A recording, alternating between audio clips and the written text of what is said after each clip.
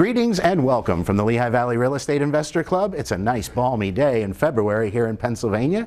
Just wanted to welcome you to tonight's meeting. We're getting ready. We haven't opened up our doors yet, but tonight we have a very special guest. Mr. Joe Scorese of LendingOne is going to be teaching us everything we need to know about private lending and how to get that money so you can do more deals. Hopefully you can join us this evening on our Facebook Live broadcast, and I know we're going to be recording things and posting them. So we look forward to seeing you.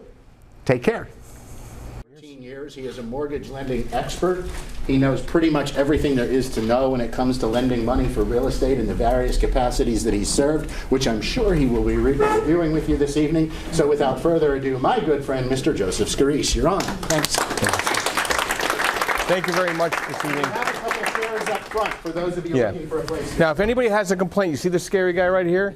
Just give him to him. He'll work it out with you, okay? So if you have any problems, this guy, just bring all it to him. He'll take care of it, all right? Is everybody good with that? Good. All right. Get that out of the way. Another thing, disclaimer, I am not an attorney. I'm not a CPA, and I don't play one on Facebook, LinkedIn, Clubhouse, none of that. So I'm not giving attorney advice. I'm not giving CPA advice. That's for CPAs and attorneys. I'm a certified private lender, okay? And I'm also a licensed banker. I'm also a licensed realtor. So I stay in my lane. So I just want to make sure you understand I'm not giving legal advice at all tonight. And if we dive into that, I'm going to kind of push it back on you to talk to your attorney or refer you one, or a CPA for that matter. A little background on myself. My name is Joe Scorese. I'm with LendingOne, which is owned by Blackstone Capital, which is one of the largest investment groups in investment real estate in the world. Not just in the state, but in the country and in the world. Okay, so we were acquired in September. I was brought in by them to run up the Northeast region for LendingOne, which covers anywhere from Maine down to Virginia, out to Ohio. But I'm pretty much licensed in all 50 states commercially. Residentially, I do have my license held because I don't like to give up my licenses. I've had my residential mortgage license for 20 plus years. I have it held with Crown Home Mortgage as a kind of a referral source. If anybody needs an owner-occupied loan, I take care of it for clients of mine. I'm a licensed realtor with Real Brokerage in New Jersey, PA, and Delaware. I'm also an adjunct professor at Temple University at the Real Estate School. I provide continuing educational courses to licensed realtors and offer 2 credits to them in New Jersey and PA. I offer a few more classes in Pennsylvania that are 3 credit courses, but that's case by case. So I could always come and speak at an organization or association and provide credits for the realtors that listen for me or bear with me for an hour or 2. So if you know anybody that needs that type of situation to get some continuing ed credits, we can provide that. Another thing about LendingOne, we definitely welcome brokers. We're not in competition. We welcome brokers. We welcome licensed realtors to get educated with our pricing engine. Understand what we're great at. Maybe not what we're good at, but what we're great at. Because every private lender that's out there that's direct, we're all great at very specific things. Okay? We don't bring leprechauns, or we don't bring unicorns to the table. We bring loans, debt, mortgage debt, which is typically good debt. And how we evaluate it is strategy. We want to scale you up in the real estate portfolio environment, making you true real estate professionals in your field. If you're at 1 property, we're going to take you to 4 in the next year. If you're at 10 properties, let's take you to 15. Let's work the strategy out. And we're going to talk about the different lanes. There's bank financing, there's hard money, there's private money. We're private lending. We're our own lane. Private money people run out of money. Hard money is predatory. Okay? Because they have to loan to own. They have to have expectations to take the property back. Banks are going through massive consolidations and are providing only 5-year ARM products typically and shorter amortizations in the investment residential space, whether it's 1 through 4 or 5+ units on the multifamily side. Everybody understand that so far? Yeah. There is $4 trillion moving over from Wall Street and being placed into private lending lane. It's space, it's its own industry. So I just want to make sure, we are not hard money. We are not private money. We are not bank financing. We are serviced, we are literally commercial lenders backed by Wall Street. So is that very clear? Yeah. And I'm not knocking anybody that's in any of the other lanes. I care less what lane you're in. Because I know what my lane is. And I focus very heavy in that. If you want to follow me on LinkedIn, Facebook, I do have 3 profiles. So I just want to make sure we get that clear. I have a lot of followers. So Joe Scorese or Joseph Vincent Scorese now has a lot of availability to be friends with me. Joseph V. Scorese, all booked up guys. I'm at 5,000. So what I'm saying is I have a lot of followers, so try to find the ones that I'm under 5,000. On LinkedIn, you can connect with me by all means. Okay, please reach out to me, take my card. Let's have a 10 or 15 minute consultation to get you in the lane that I can provide to you as a real estate professional, as any private lender should. Now mind you, there's a lot of private lenders throughout the country. Not all of them have boots on the ground in regions. They kind of stay where their corporate offices are, but never they'll do loans here, but you'll never find one that's direct. There's brokers, meaning like this probably has a couple portals, which is fine, he's a necessity. Do you understand? But when you can find the direct lender, what do you save on? You save on rate, you save on origination. So think about that. So what does a hard money lender typically charge for a hard money loan? Before I start talking about products, it's just roughly, what do you think the interest rate is and what do you think the points are? What do you got? I pay 9%. You pay 9% on what? 9% and 1 point. 1 point? Okay. What about you? Somebody raise your hand. Matt? 12 and 2. 12 and 2. Anybody else? Nobody else? Okay. So typically hard money is anywhere between 9 and 12% right now because the money had to come cheaper now because private lending is coming in between 6 and 8.99. 6%, interest only at 8.99. So we're being very competitive and our origination is typically only 1. So you see the difference where things are moving? And we can get even more competitive as you bring more business in. We don't give the kitchen sink away on the first deal. Any private lender will tell you that. We all kind of follow the same plan. So I'm not telling you something that I do that nobody else does. I want to make sure we understand it. Private lending is a very unique platform focusing in on a 1 through 4 investment space, 5+ unit multifamily. That's it. I don't do restaurants. I don't do self-storage. I don't do mobile home parks. I don't do hotels. I do residential 1 unit to 3,000. Simple. Construction, renovation, rehab, BRRRR, fix and flip, fix to rent, multifamily, bridge, all those terms. Okay? Now another big difference between a private lender and a bank lender. Bank lenders are given 5-1 arm, maybe 7-1 arm, right? Meaning like it's going to be an adjustable in 5 to 7 years. Where do you think rates are pointing toward in the next 5 years? Up. Would you like to be in a 5-1 arm right now with a prepayment penalty of 5, 4, 3, 2, 1 and can't refinance because you're going to get whacked with a penalty, knowing that the rate that you locked in at 4 might be 8 by the time it comes? Now, a little background. I'm a lot older than most of you guys. So all the newbie ones, the newer guys, I appreciate your tenacity and your determination. But I've been through 3 market cycles. 3 before you were born. I mean, think about this. When you were not even out of the womb, I was part of the unemployment, the inflation rate at 8% early 80s. I was part of the unemployment issues in the early 90s. I was part of 2008 mortgage crash. I was part of 9/11. I was actually physically at 9/11. I was there, okay, down on Barclay Street. So not really great fond memories of just a lot of different things and a lot of different economic shifts. You're in a 15-year run of a 10-year cycle. Yes. So all the spoiled real estate professionals that are out there that have not experienced the shift in the market, I really look forward to you to experiencing that.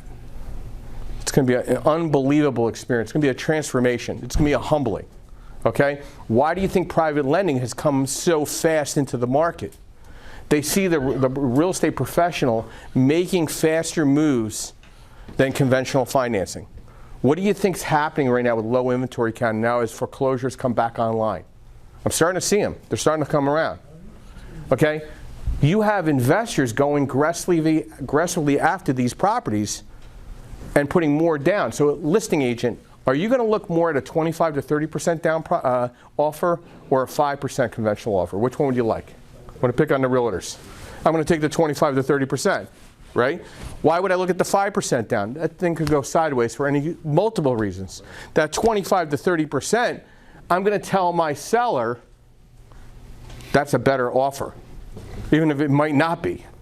You're going to sell that idea, okay? And guess who that individual is going to rent back to when they outbid the person with 5% down? The individual is going to rent it back to the person who just got outbidded. Yep. That's what's going to be happening right in front of your eyes over the next 24 to 36 months. And that's where private lending will be, okay? Wholesalers, who's a wholesaler? Okay, if you think you have a good deal, not that I will crush your heart, but at least when you go through the pricing engine and run your numbers, you're going to know if it's a good deal or not. I'm going to humble you a little bit, okay? I'm going to bring down to the earth. You'll think it's a great deal, but maybe it's a good deal. And there's nothing wrong with a good deal because you're saving time for an individual to identify that good deal. So you're a benefit to this industry. And I really do hope the wholesale license goes national. Okay, that's because now it has its own lane, it has its own recognition, and you get to pay taxes too on everything. Okay, so the tax man will be calling you instead of you just walking away with that assignment fee. I know you're raising your faces like that, but it's coming. Philadelphia and Chicago are the boilerplates. Well, I'm just saying some don't. You're right. So now it's the coming to Jesus party. But listen, let's set you up a pricing engine to know if what your deal looks like, if it's a good deal, if it's a bad deal, if it's an okay deal. Does it justify the assignment fee that you're requiring? We'll figure that out and we'll find the right bucket that meets your buyer, right? We want to make sure we identify the right buyer to buy that deal for you. Okay, that's what private lending does. It's strategy. We spend more time on the phone with you. We provide evaluation sheets to evaluate your deals. Does anybody have handy a debt service coverage ratio worksheet? I know Mike Supp does. The guy that's going to take your complaints at the end? Right here. Okay? All of you should be, all your newer investors that came here tonight, welcome. You're not new anymore. You're here. Now, next time you come here, I am a real estate professional trying to get into the business. Change your intro. Got it? You're an actor. You can fake it, right? I mean, you got it covered, right? All right? Fake it till you make it, okay? You're a real estate professional now. You're no longer a newbie. That word gets out of your terminology, right? Done. Finish. Okay? Now, let's get a pricing engine in place to evaluate your deals, whether from a debt service perspective, because you can't refinance unless it debt services. And if you don't even know what I'm talking about, you need to email me for a debt service coverage ratio worksheet. Do you know what Mayo is? Do you know what after repair value is? Do you know what a construction budget and a draw schedule looks like? If any of these to you in your mind off the bat say no, you need to email me. Whether you want to work with me, you don't like me, that's okay. My wife doesn't like me, she loves me. Okay? I really would want fear and respect more from you than likes. Love, fear, and respect is more in my personality, right, Garrett? Since the beginning of that, we met 14 years ago. It's not very like. Like is not really a common thing in my world. So I want to give you the reality. We don't have to work together. We don't have to be drinking buddies. But let me put you in the right place as a private lender to make sure whether you want to work with me or whoever you want to work with, you look that much smarter. Is that fair? Okay? So those forms are going to be very important to understand. Not just for yourself, but to better understand your potential buyer. All of you just can't buy everything. Okay? Just numerically impossible. So there's going to be deals that you could refer, assign, whatever you want to call it, list, provide. Right? You want to provide the best information to justify the reason why to buy that deal. Whether it's the buyer or the seller. Whether you're the buyer or the seller. Does that make sense for everybody? Are we good with that so far? Who doesn't know all the terms I just used? Be honest. KW. Okay, so what do you not know? Mayo, maximum allowable offer. It's not a condiment. It's not mayonnaise. It's maximum allowable offer. You email me, I email you back the sheet. Fair? Who else raised their hand? Somebody else raised their hand right there. What was your next question? Debt service. Debt service coverage ratio. You have your monthly debt service, meaning PITI, principal, interest, tax, and insurance. You need to multiply the income production by 1.2 times. So you need to have a debt service of at least 1.2 between income and expense on the ratio on the subject property, or it doesn't get financed on that debt leverage requirement. You email me, I email you back. Fair? Okay, we're addressing concerns. I don't want to move forward without addressing what's on in the present. Do you understand? Are we good so far? So Mike has been trying to get fine properties for the last half a year. But he's so prepared because he has every worksheet down pat. He knows exactly what to provide. We provide a checklist to get you pre-underwritten, whether it's for you or your buyer.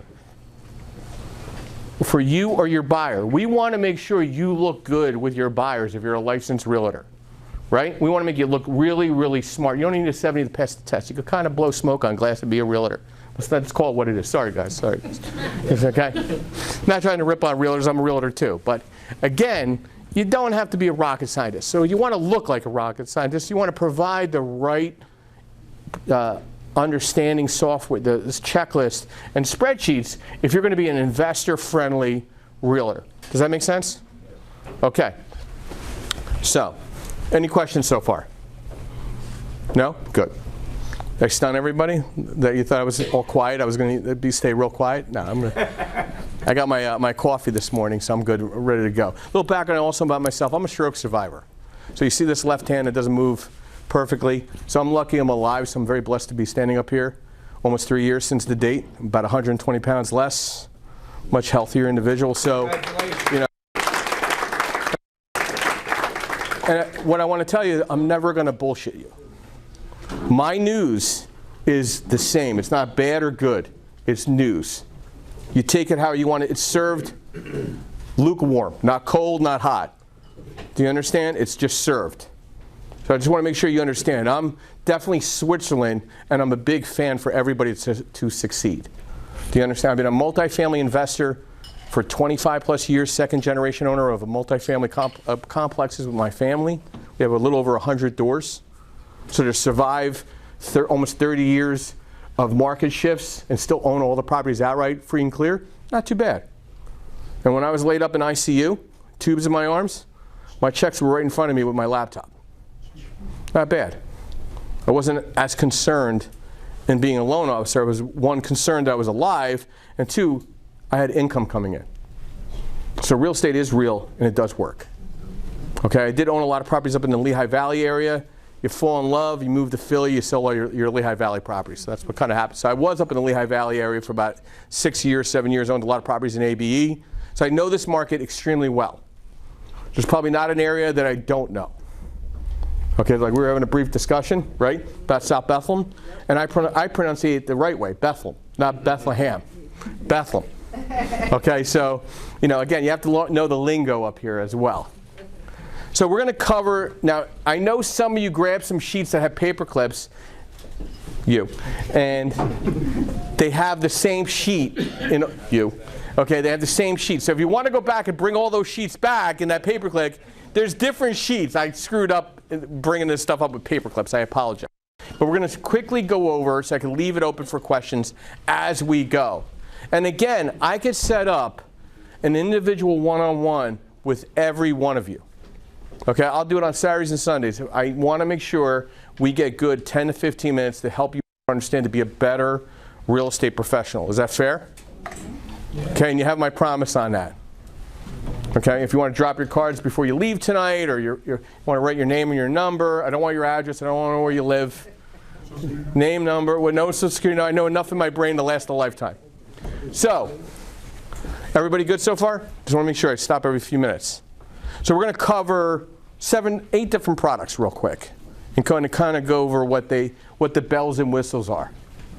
All right, private lending is asset-based, right? I don't get myself caught up with your tax returns. Do I want to confirm they're filed? Of course. I don't want to have to hire my criminal attorney here because you're in tax defraud. Okay? You're not filed taxes, right? You know, I just heard criminal, you know, I just had to use the example. No problem. Shout out. Yeah, I've had a couple conversations with guys like you back in the day, but it's all good. I'm better off now 30 years later. It's all good. I'm from North Jersey, you know, it just comes along with the whole North Jersey persona, you know what I mean? I grew up in Kennewick, New Jersey, which is the basis of Sopranos. So that kind of tells you where I'm from. So again, we don't get caught up in tax returns. We don't get caught up in W-2s. We don't get caught up in your monthly pay stub. Who's W-2 here? We recognize and give you a discount on your rate because you're W-2. You like that? Yes. In an LLC, corporate veil or a revocable trust or an S Corp or a C Corp, it can't be done in your personal name. Everything's done commercially. You're running this like a business. Get it? Your personal name days are done. You could try to buy some properties in a Fannie Mae, Freddie Mac environment under your personal name, but you're not asset protecting yourself. Do you understand? Asset protection means protecting your ass. Yes. Did you say revocable or irrevocable trust? Revocable. Irrevocable is a very unique market. There's only 2 lenders in the whole country that do them. Not my lane. Just making sure Just moving on from it. You know what I mean? It's a revocable trust. And again, if you ask me something and I say it's not my lane, we move on. Is that cool? Because I just don't want to go down that rabbit hole because it's not my lane. Just asking. No, but I'm just saying, I understand what you mean, and there's always that little confusion. You said it quick. I just wanted to Yeah, revocable. And if my pronunciation, stop me. That's why I asked. I merge words, you know, from the stroke. It happens every once in a while. So it's all good. So I have some nice, very orderly guys putting things in order here, taking the paper clips off. I appreciate that. So we're going to cover rental loans. Again, I don't want to look at your returns. I'm going to see them for a second to just make sure they're filed. I am looking at the debt service coverage ratio of the property. The 1.2 multipliers, Serge, right? Serge. You're Lewis? Lewis. I was close. Lewis. I'm looking at the debt service coverage ratio of the property to figure out what the allowable debt leverage will be based on the asset, not based on you. Now again, I want to see a credit score.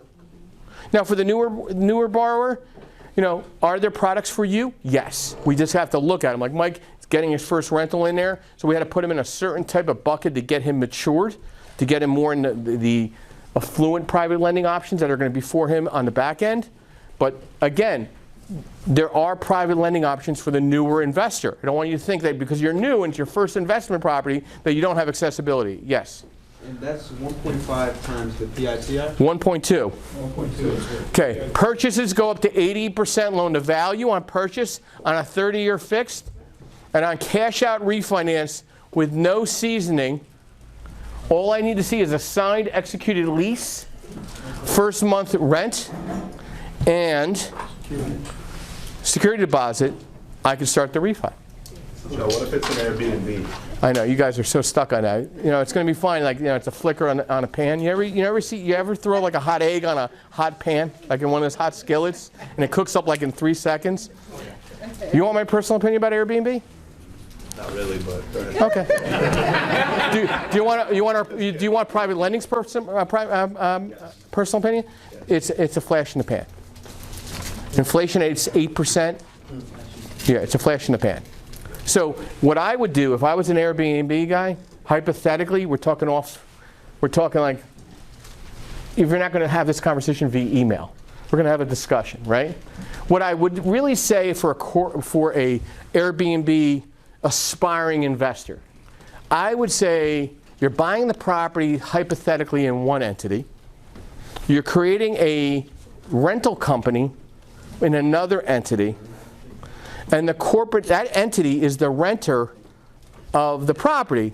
But you got to make sure that rental amount matches very relevant to the market rent, because when the appraiser comes out to do the market rent appraisal, they're always going to base it on the market rent. Whatever you make on your Airbnb, hypothetically, if you decide to short-term rental it, okay, that's great. But if you come up with a donut, and that could happen if inflation goes to double digits, which it can, it's on the way, okay? People are not going to vacation. They're not going to be able to afford to put $20 in their gas tank to get to the Poconos. So you gotta think logically. If you come up with a donut a month or two, and you have to rent it to the market rent, do you think you want to be over leveraged on that mortgage or under leveraged, or okay? Which one would you rather feel better at? There you go. So just be smart. Have an open discussion with your private lender that's doing the loan in the name of the LLC, and understand what your max debt leverage is based on the market rent in that market. Now, if you have a good realtor in your hands, and you guys are licensed realtors, so you guys talk a good game, you must know the market rent in that area. So you know that you can't over leverage against the market rent, because if you have to rent it back to the market rent, you're at least covering your nut every month and making at least 1.2 or better. Right. Fair? Yep. Thank you. Did we resolve Airbnb? We did, yes. Okay. I'm going to be. I satisfied Alex, because I think he's given me like 2 or 3 calls where I give him a big donut on a response. I gave him a positive answer tonight. I appreciate it. No problem. Yes. Joe, isn't there also a regulatory issue in some locations that they're cracking down on Airbnb? Not my lane. Do your due diligence. Next. So just to do a quick math, 20% down, TITI is 1,000, means the market rent needs to be 1,200. I'm not a human calculator, so you want to have a call with me and we go run the numbers together and we run the debt service. Pricing engine will the pricing engine will tell all. So let's stick to the rental loans. 80% loan to value on purchase, 75% on cash out, 80% on refinance if it's not a cash out, 30-year amortization. That's where I just took the bank right out of the discussion. Right? 30-year fixed. I'm not even looking at your returns. I'm looking at a credit score. I'd like to see a 660 credit score or better. Really, I only advertise it at 680 because I really don't want somebody calling me with a 620. I'm going to get to you. I got to keep moving. So 680 credit score or better. Typically, I want to see. My average customer is a 700 plus score anyway, because this type of product attracts to the more savvier investor that wants to make moves and scale up. Okay? But let's say 680 credit score is where you want to be. If your credit's not there, fix it. I am not Dr. Phil. I do not need to hear why your credit's not there. Not that I don't care, but I don't care. If you need a credit specialist, I'll refer you somebody, but I don't care. I got to work with people that are 680 in credit or better. Are we good? Good. We're going to keep moving along. 30-year fixed, 75-80, depending on what the situation is, the pricing engine will tell all. So if you email me, I email you back. We set up a conversation. We'll get you educated 10 to 15 minutes and put you in the right direction. Fix and flip loans. We can technically, most private lenders can go up to 90% loan to cost, meaning the purchase price, if it's 100, I'm going to fund up to 90 grand. Can you do that? Yes, with some returning customer to 100%. So but you run out of money eventually, right? Do you have more money than Blackstone? That's exactly right. No, I don't think you do. Okay, next.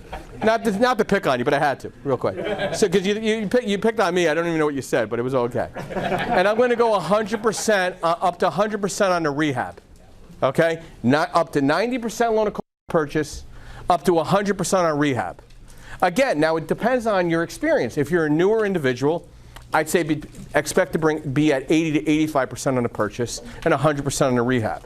If you have 5 or 10 deals under your belt, we can get you up to that 9. But under your belt meaning ownership.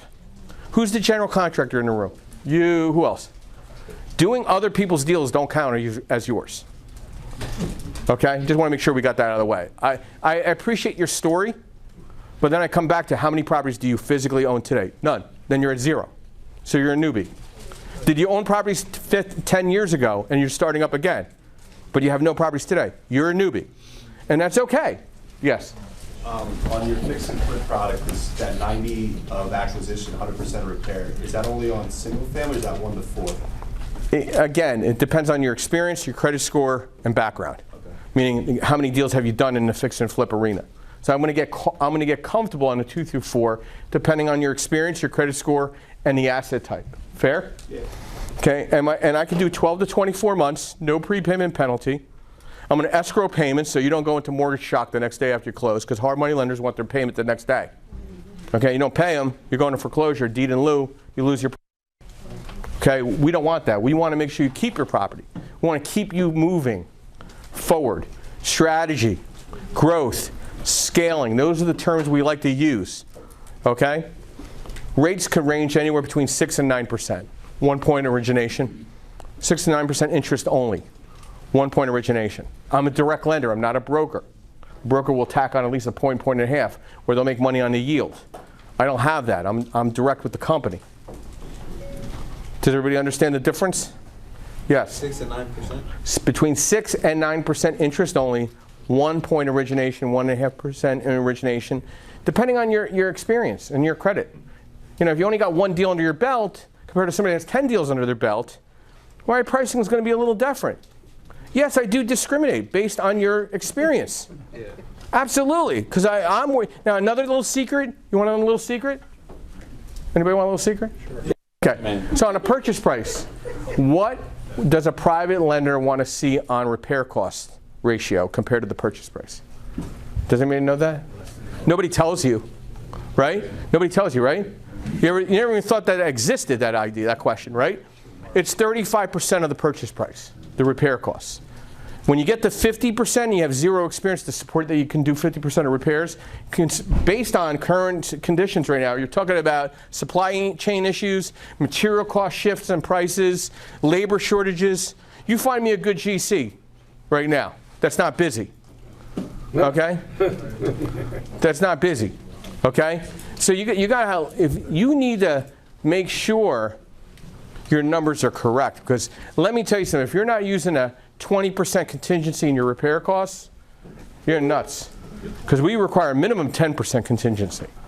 Okay, so again, and I know how to pencil down a good construction budget and a draw schedule, and I know where you could put pork in there and fatten that deal up a little bit. If you need some advice and suggestions, if I'm working on the loan, you'll have my full attention. If you're doing it with somebody else, good luck. Fair? Fair.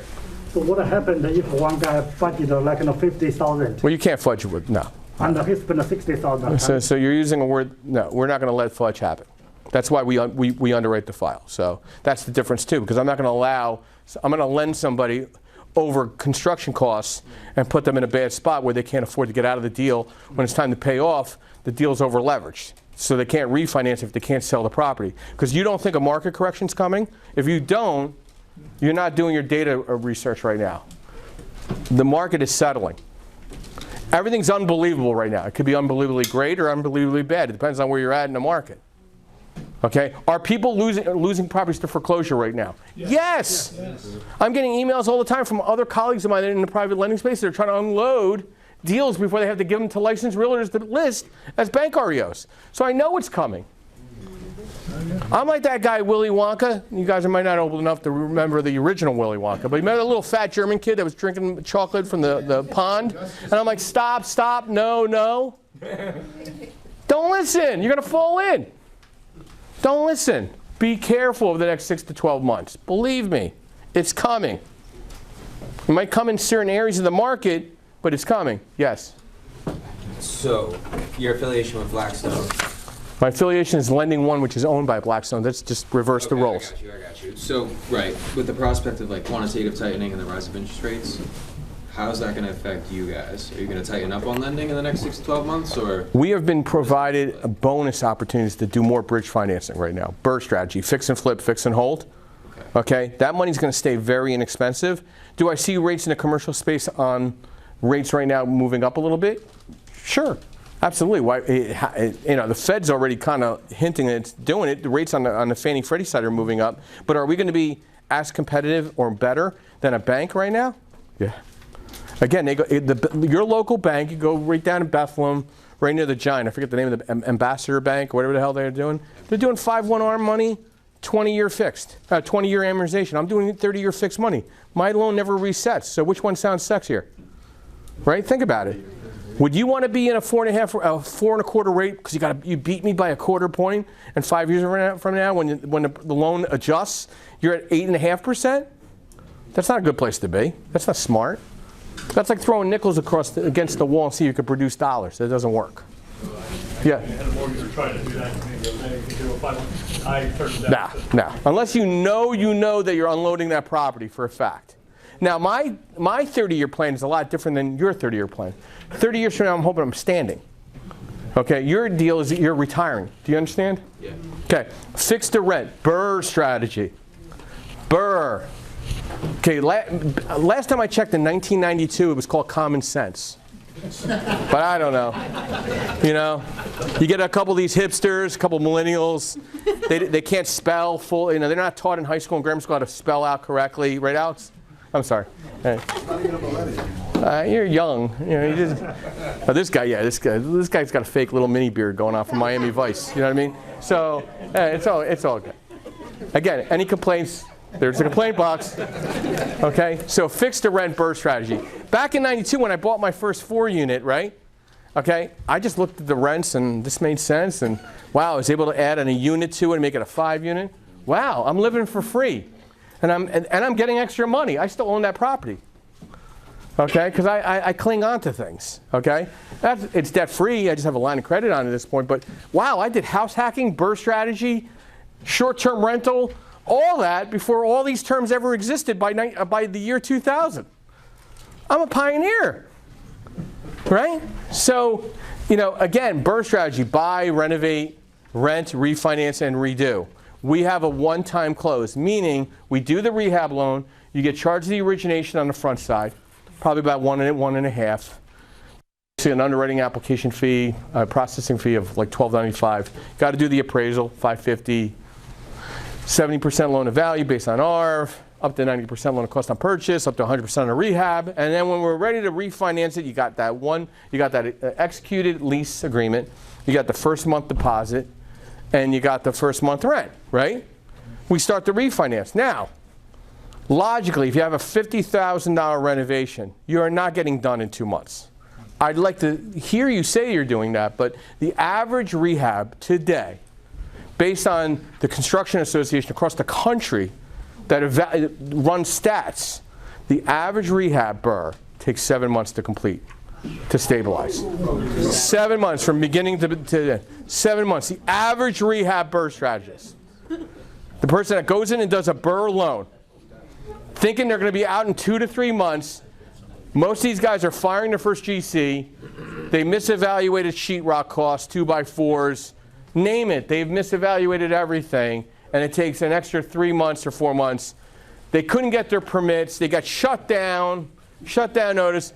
Average, whatever you want to tell me, it's great. Again, complaints, remember? Average rehab takes 7 months. If you get it done in 2 months, that's great. Again, what do I need? Lease. Down payment, securities. There you go. And that's your seasoning. That's it. Income, production of the asset. Are we good? Okay. We're moving through these flyers. It's pretty exciting stuff. Mark, you good? All right, I just want to make sure. As long as Mark understands it. I mean, the guy's an engineer, so he knows how to blow up shit. So he should.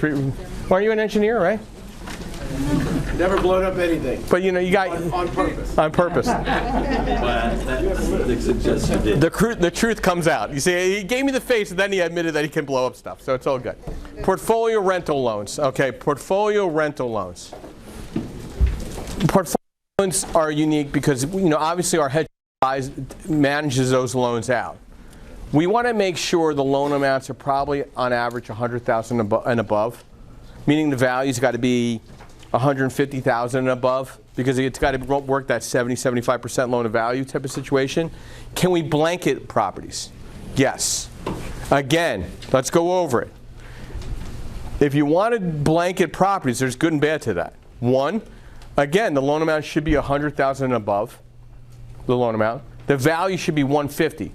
If you got a bunch of little properties up in the skook with Garrett that are $80,000 apiece, good luck. My last one was 35. Yeah.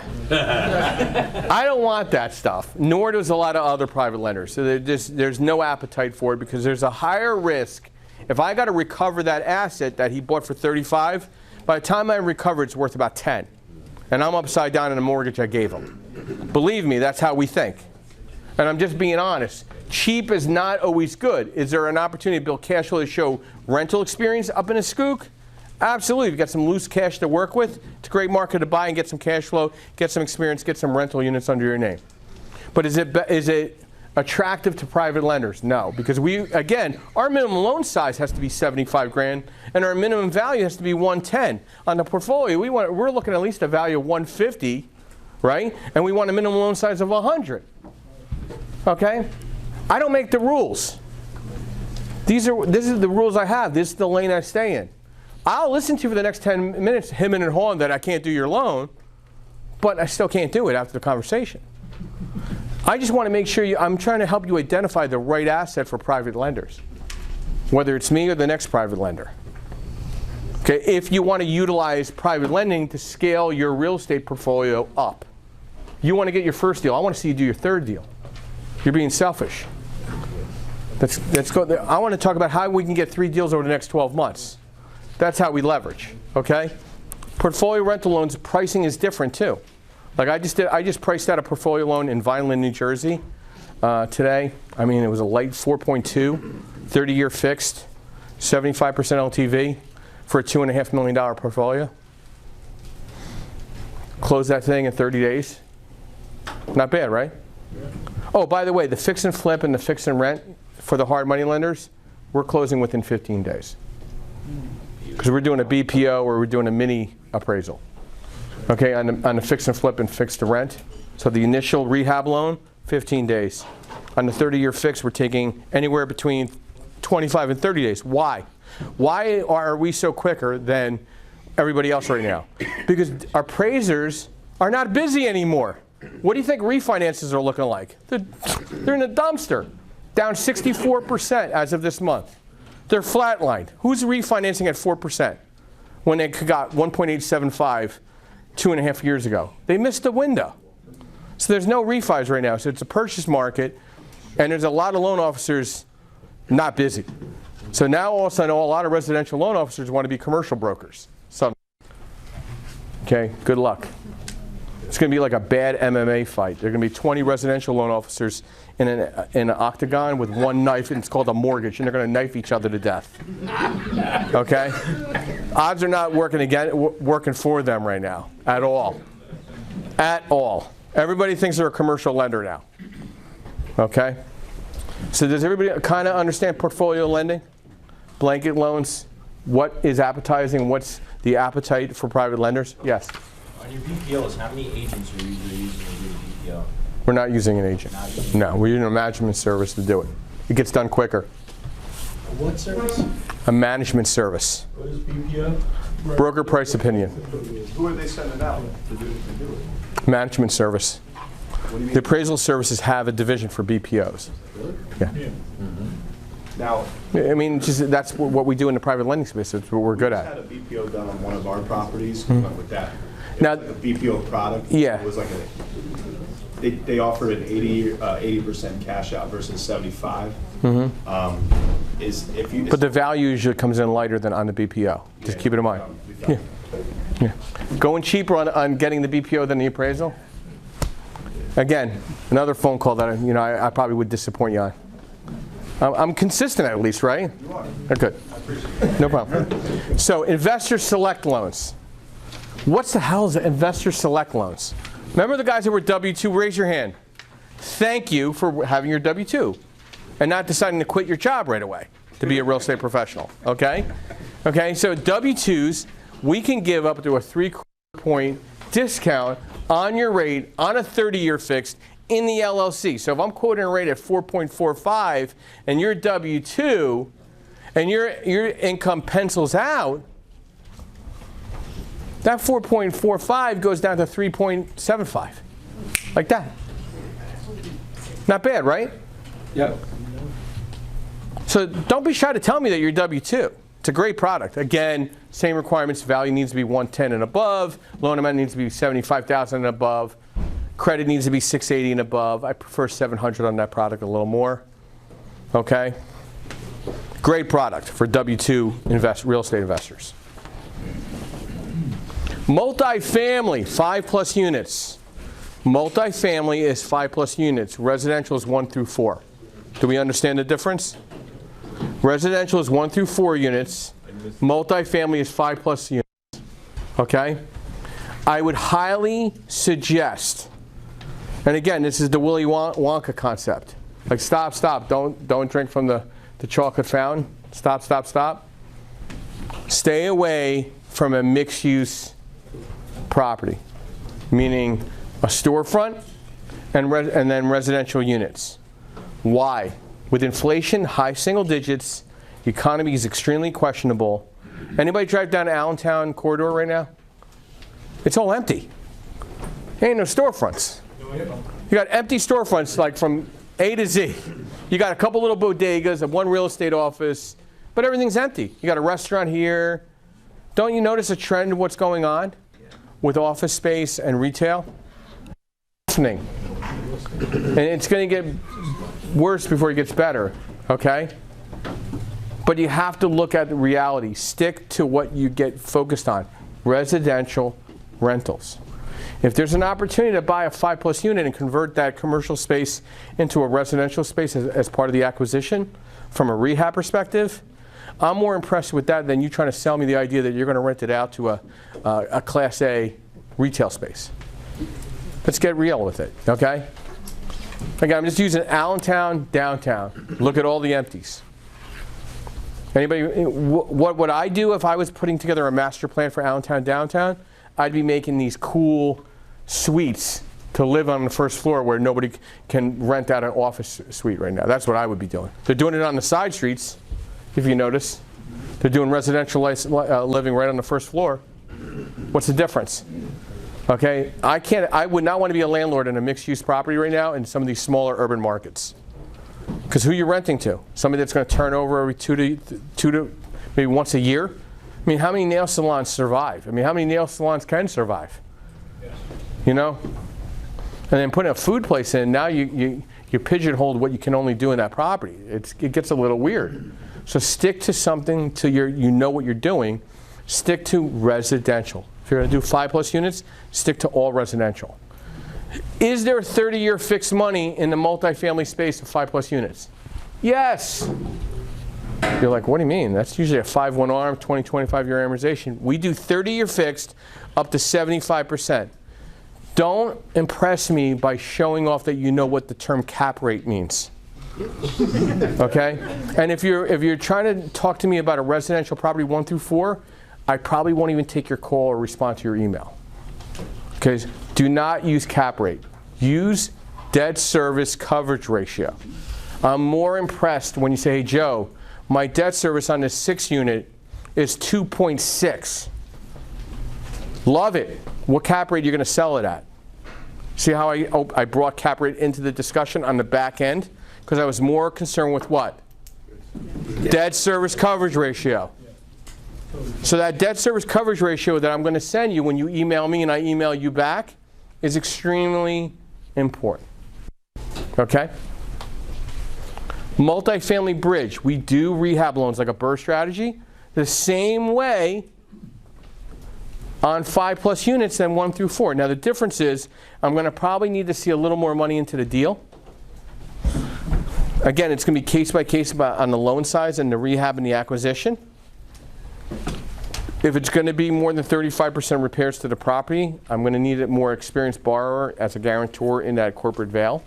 And there's nothing wrong with bringing a partner in with the immediate experience, if needed, and we could have those discussions on what the person should look like, right? Not complexion. Experience, credit, properties of ownership, transactions done in the last 24 months, okay? We're not going to go there with that, okay? I want to make sure you understand what I mean, the type of person I need to see. Do we understand that? Yeah. So are there 5-unit plus opportunities here in the Lehigh Valley? Absolutely. I owned a couple. Not in the greatest areas of the city of Allentown, but I had to carry my gun. But it was, you know, it was eventful. I collected my rents, my Section 8. It was good. It worked.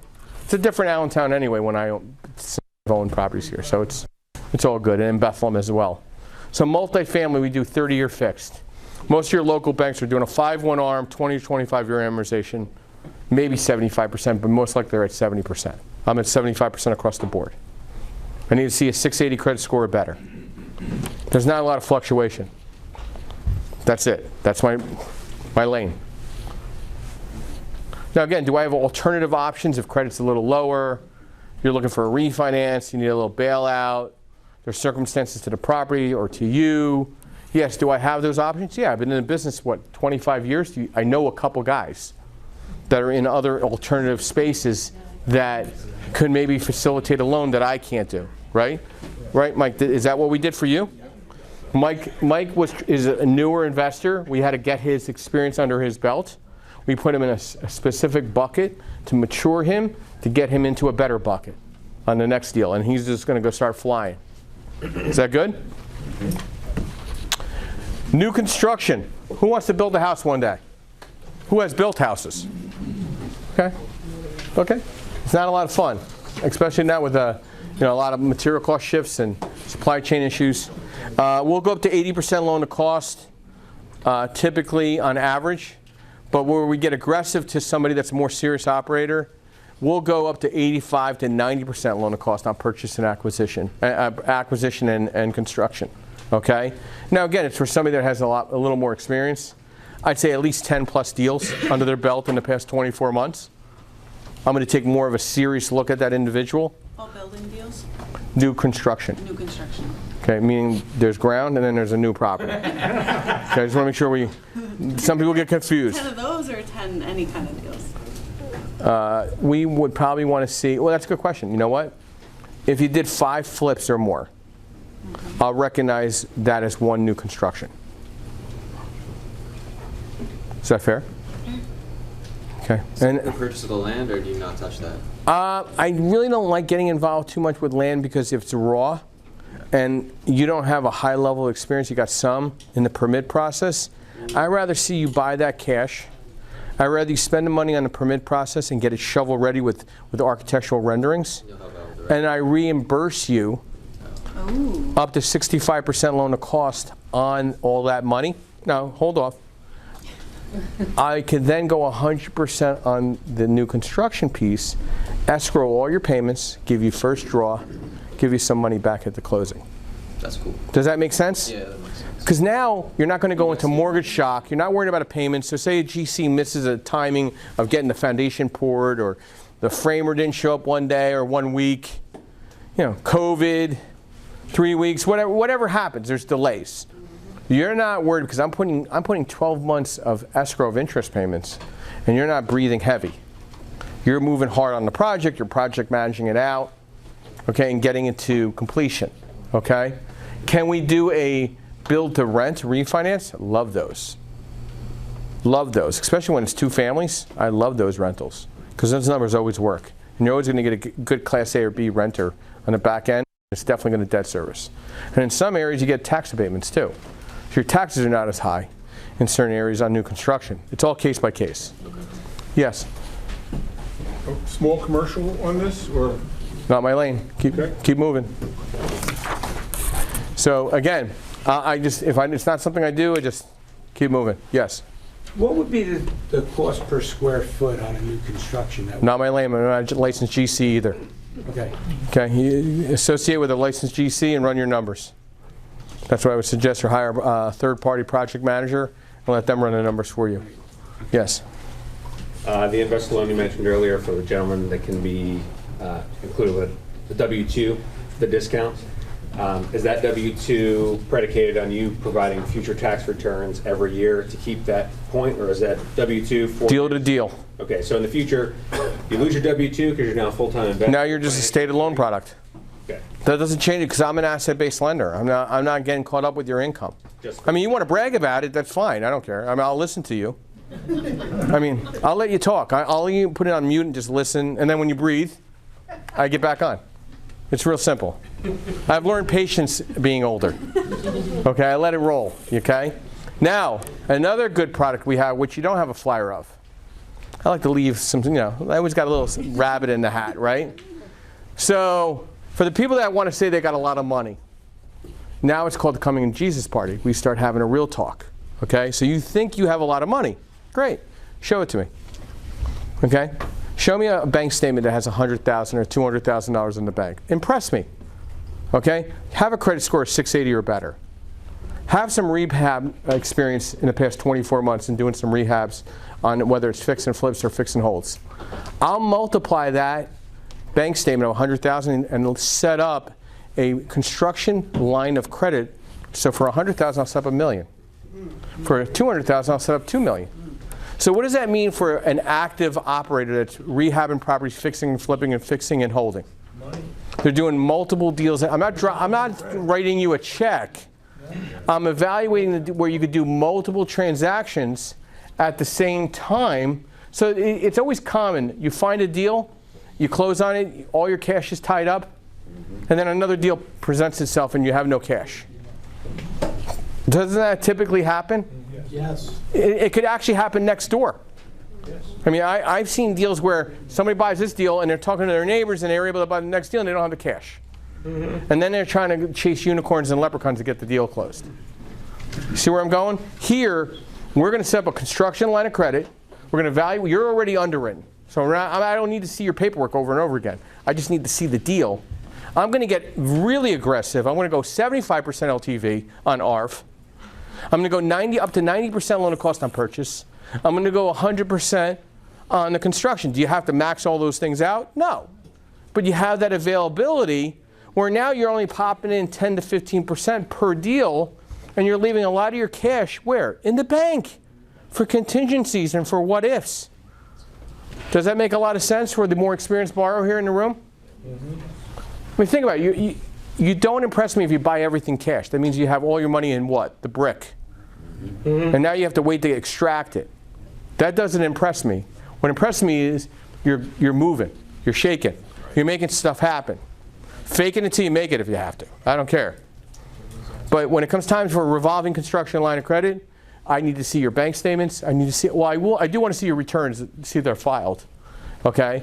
I want to see your experience. Not your experience from 20 years ago. Your experience from when? The past? Okay, let's make sure. It's wonderful you bought a lot of properties 10 years ago. Doesn't mean nothing right now. There's a whole new experience of investing. Okay? Does this sound easier or harder than bank financing? Easier. Does it sound a little more favorable than hard money? Does it sound a little more favorable than private money? Yes. Okay? I mean, if you have a friend that wants to lend you some money and work out a deal, okay?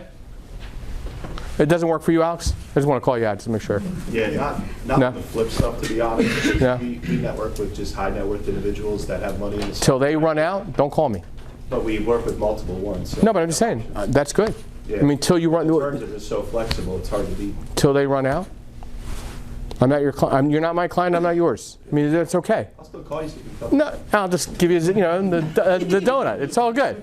It's all right. I don't mind. I mean, it's usually a 2-3 minute no, right? Don't waste my time. No, I don't. It's quick. It's served very cold and very specific. Next.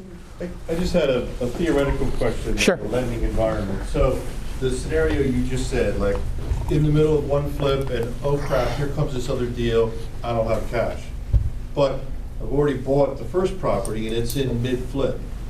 Is it possible to pledge value on the first property? That's not finished yet, and it's work in process. It's a working process, but it's bought. No. Okay. No. What I would say to you is, why don't you have an unsecured business line of credit set up for the what if that next deal popped up?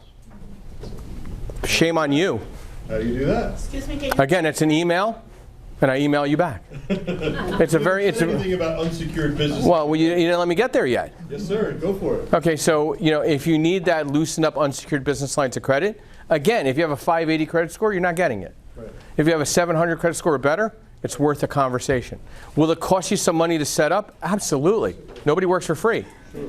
But can I set up that unsecured business line of credit up to $500,000? Yeah, sure. Would I think you need $500,000? No, I think 250 is enough. Okay? Because with private lending, you just need to show cash in your statement and moving things around. I mean, if you have a couple, like I have a couple guys I went to high school with, they went to college, they did very well. They're CEOs of pharmaceutical companies and stuff. They're constantly throwing money at me to put into deals. Like I'm in the midst of buying 6 real estate office franchises, expanding into title work, open a mortgage company, a couple other things. I got a couple investors coming to me saying, listen, I'll give you money to invest with you and you represent us in a RIT. No problem. So, I mean, but they all run out of money eventually. So that's where private lending is kind of unlimited funding because we're backed by Wall Street. So I don't think Wall Street's going out of business anytime soon. Do you think? I mean, they'll go through a rough spot. Well, I mean, I don't think you really have to worry anything about crypto for a while. Too much volatility. No, I've been coming for a long time. I'm making the comeback for years. Okay.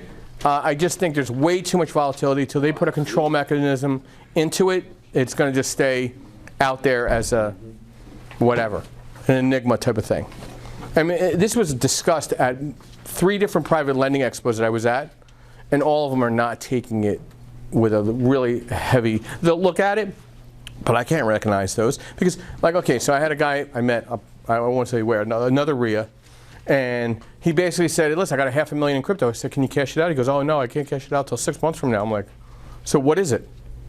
Is it yours? Is it theirs? Is it somebody else's? So is it good that he has $500,000 in crypto that he can't touch? That's not so what? Liquid. Yeah. But I'm just saying, what is it? It's not even a widget. No, you know what I mean? Not bad if you only keep 10,000 in. No, but again, he can't access it. So what is it? That's true. So is it? It's not my cross to bear. It's his cross to bear. So any other questions? Any other? Yes. On those lines of credit, what's like the interest rate you're paying? Anywhere between 6% and 7.5%. No, not at all. It's somebody that has cash in the bank, has some record of physical deals done in their name through their corporate veil. I do the personal upfront underwrite. I've opened up, since really going live with LendingOne, probably 6 of them, on average 2 to 3 million. Cool. I mean, there's some serious operators out there. To me, that's taking somebody that's a mini whale to whale status. Is that the unsecured business loans you're talking about? No. Or the revolving No. construction? No. The revolving construction lines of credit is for physical transactions in real estate. The unsecured business lines of credit is for the guy right there that's tied up on a property with all kinds of money in a brick and he can't get to the next deal. Get it? Yeah. Good. Next. 5 minutes. Any other questions? Yes. You're saying on your LLC, with flipping homes or whatever, and you have multiple LLCs, now you create a new LLC coming to you to get LendingOne. That I don't care about the, I just want 4 things. EIN letter, letter of good standing, articles of formation, and operating agreement signed. Sign your operating agreement. Sign it. Physically sign the operating agreement. Don't just get it from your LegalZoom buddy and just send it to me.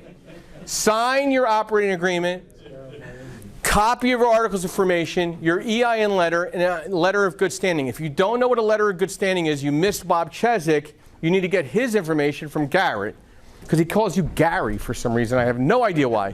But I just don't understand. Dude, his name is Garrett, not Gary. Okay? Bob was here a couple months ago. He's my go-to when it comes to LLC formations, whether it's Delaware or any state in the country. A sharp guy, knows his stuff. I don't form LLCs. I don't dictate what I need. I need these 4 items. If you don't know where to get them, call Bob and pay him to do it. That's what you don't pay me to do it. Any other questions? Yes. Are you able to structure the line of credit to use as a down payment? No. Next. What's the best way, best place, best book? All, of course, aside from talking to you, to become a better underwriter. What's that? To become a better underwriter. To take my checklist and underwrite the file. Okay. So you email me for a checklist depending on what type of scenario, whether it's BRRRR, whether it's straight purchase, whether it's refinance or purchase, whether it's new construction, I'll send you a customized checklist to that. Unsecured business line of credit or revolving construction line of credit? Which one did I say no to? The first one. Revolving or unsecured? Unsecured. Unsecured, that's different. You take the money out of the unsecured business line of credit, put it in your account, season it, now it's your funds. You're going to pay on that unsecured business line of credit. 60-day seasoning? I say 60 days would be good enough. You're paying in cash advance by pulling cash out of the credit line? Unsecured or revolving construction line? Which one are we talking about? Unsecured. Yeah, so you open up the unsecured business lines of credit, take the money out, you put in an account, you're going to pay on that. But that's the cost of doing business. Yeah, that's fine. But what is that usually? That's the 60. Well, no. Those rates on unsecured could start from 0 to 6%. Unsecured business line of credits are completely different than revolving construction lines of credit. Yeah. 2 different animals. You need to be very specific when you're asking me in an email information on unsecured business line of credit or revolving construction line of credit. Does that make sense? So I would suggest you CC Alice in that email, and if you're interested in unsecured, that's a certain underwriter. If it's revolving, I need to see your money. Next. For that line of credit, the unsecured line of credit, you need to have a LLC? It's highly suggestive. Because it's an unsecured business line of credit, so you have to have a business. Okay? Next. So just, what would you use, like revolving versus unsecured, and what's what? Good question. Unsecured, when I need to see X dollars to put into a deal, say on a BRRRR strategy or a fix and flip with that 10 to 15% on the purchase side, and you need to show reserves, that money is going to come out of your unsecured business line of credit, pop into your bank account, and you're going to show me 2 months of bank statement seasoning. So you don't open the unsecured business lines of credit to leave the money in the unsecured business line of credit. You take it out immediately and you put it into your bank to season the funds to use it in what? Private lending. Because a private lender wants to see what? Skin in the game. They want to see money into the deal. They want to see reserves. They don't want a loan to own. They don't want to be predatory. You don't want to see this guy knocking on your door looking for the house. Get it? Making this guy very scary. No one's going to come up to this point afterwards. Any other questions? No, I was going to say just the second part. At what point in time would you use revolving? What's that? At what point in time would you use revolving? When you're a serious operator, you want to do multiple transactions at the same time. Gotcha. So if you want to get 2 or 3 deals working, you got a couple crews working for you. Maybe you're partners with a GC, and they got subcontractors working hard. Everybody's legit. Your bids look good. You're doing 2 or 3 deals as they're coming up. Now you're not tying a lot of cash up, and you're moving and shaking. And then you could pick and choose the ones you flip and the ones that you hold. And the interest rates are comparable. Absolutely. And a bank can't do this, and nor can a hard money lender do. Like I have a direct lender. Gary met him, Stephen Radamel. He does construction financing. He can't do lines, so he sends his borrowers that he's doing multiple deals for, and I set them up for revolving construction lines of credit, and they love them.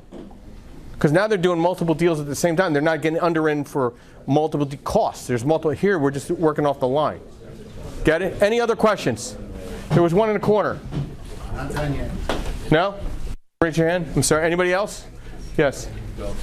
The actor. Yeah, so for the LLC, do I need to have a personal 680 credit score to even get the